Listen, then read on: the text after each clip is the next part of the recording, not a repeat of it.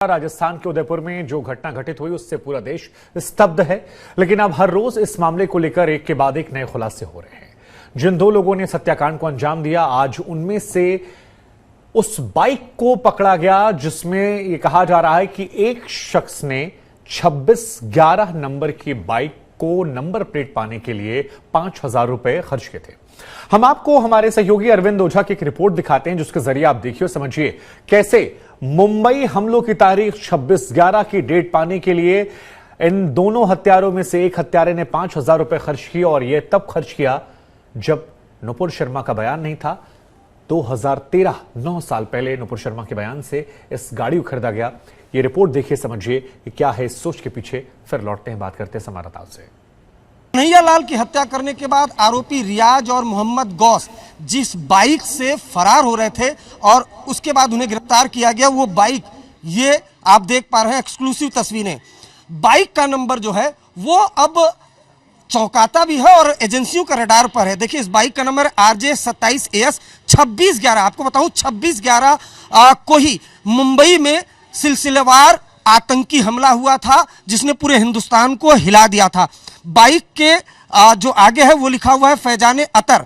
अतर बताऊं, दरअसल जो दावते इस्लामी के से जुड़े लोग होते हैं वो अतर टाइटल का इस्तेमाल करते हैं। लेकिन मैं आपको दिखाऊं कि दरअसल जब कन्हैया लाल की हत्या के बाद जो रियाज और मोहम्मद गौस है वो सबसे पहले जाते हैं, सापेटिया इलाका है, वहां पर शोएब नाम का एक शख्स है, उसका दफ्तर है, वहां से वो वीडियो बनाते हैं कबूलनामे का, हथियार दिखाते हुए उसे वायरल करते हैं, वहीं पर हथियार छुपाते हैं जो हथियार बरामद हुआ है। लेकिन ये जो ब्लैक कलर की जो पैशन प्लस बाइक है, इसी पर सवार होकर सापेटिया से वो फरार होने की कोशिश करते हैं। ऐसा बताया जाता है कि अजमेर जा रहे थे, लेकिन ये जो 2611 नंबर है वो काफी चौंकाता है। सूत्रों के मुताबिक ये जो स्पेशल नंबर है, स्पेशल नंबर को लेने के लिए RTO में बकायदा 5,000 का ड्राफ्ट दिया जाता है।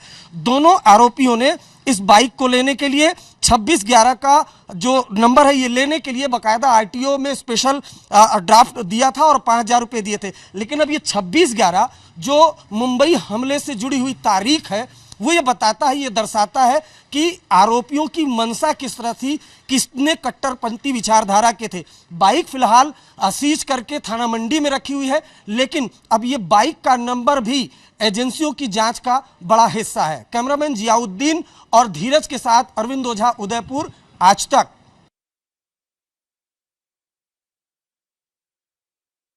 11 का यहां पर जिक्र था। सवाल यह भी खड़ा होगा कि किस मानसिकता के शिकार थे। हमारे साथ हमारे दो संवाददाता इस वक्त जुड़ रहे हैं। हमारे साथ हम शरद मौजूद हैं और देवांकुर मौजूद हैं। लेकिन शरद, सबसे पहले मैं आपके पास आऊंगा। एक ऐसा दौर जब यह चर्चा चल रही है कि जो कुछ देश में घट रहा है उसके लिए जिम्मेदार कौन है, ऐसे वक्त में 9 साल पहले 2611 का नंबर खरीदना, वो तारीख का नंबर जो भारत के इतिहास में काली तारीख के तौर पर दर्ज है, देश हिल गया था मुंबई आतंकवादी हमलों में, उस मानसिकता को लेकर अब क्या कैसे आगे देखा जाए, क्योंकि यह मानसिकता डराने वाली है। चाहे अजमेर में लगे वो नारे हों या 2611 पर गर्व कर उस नंबर को 5,000 देकर खरीदना हो।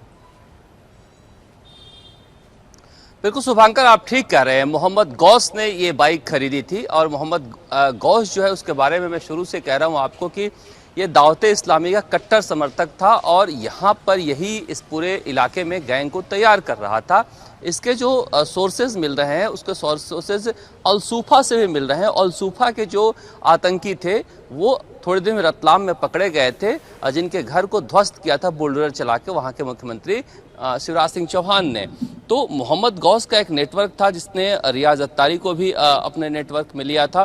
तो निश्चित रूप से ये देखिए, ठीक है, सुप्रीम कोर्ट ने कहा है नुपुर शर्मा के लिए कि आपका बयान जिम्मेदार है। सुप्रीम कोर्ट की एक भूमिका होती है कि देश में कैसे अमन चैन कायम रह सके, लॉ इन्फोर्समेंट का कस्टेडियन है, और मुझे लगता है कि उस लिहाज से सुप्रीम कोर्ट के फैसले को हमें समझना चाहिए कि किसी के भी अगर भावनाएं आहत हुई है तो उसे कैसे शांत किया जाए, मरहम कैसे लगाया जाए। सुप्रीम कोर्ट की भूमिका में आप अगर पढ़ेंगे तो एक ये भी है जिसका उसने फर्ज निभाया है। लेकिन इससे अलग अगर देखें तो ये तो पहले से जिहादी मानसिकता के वहां तैयार हो रहे थे, नेटवर्क तैयार कर रहे थे।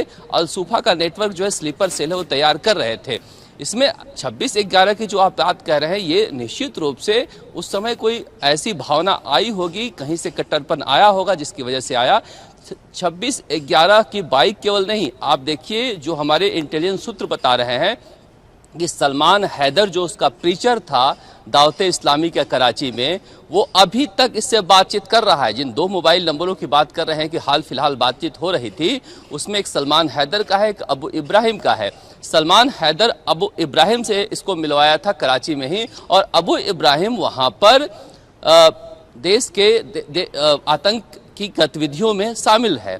तो इन दोनों से जिस तरह से बातचीत हुई है, उसको लेकर एनआईए ने अभी रिमांड लिया है। मुझे 2-3 घंटा पहले डीजे कोर्ट में एप्लीकेशन लगाई कि इन आरोपियों को हमें सौंपा जाए, जो भी दस्तावेज हैं वो हमें सौंपा जाए। एनआईए को इजाज़त मिल गई है। अजमेर हाई सिक्योरिटी जेल में ये दोनों आरोपी बंद हैं, इसलिए कि वहाँ रखना सुरक्षित नहीं था। लोगों में इस कदर गुस्सा था, आक्रोश था कि रात को 2 बजे इन्हें अजमेर जेल में शिफ्ट करना पड़ा।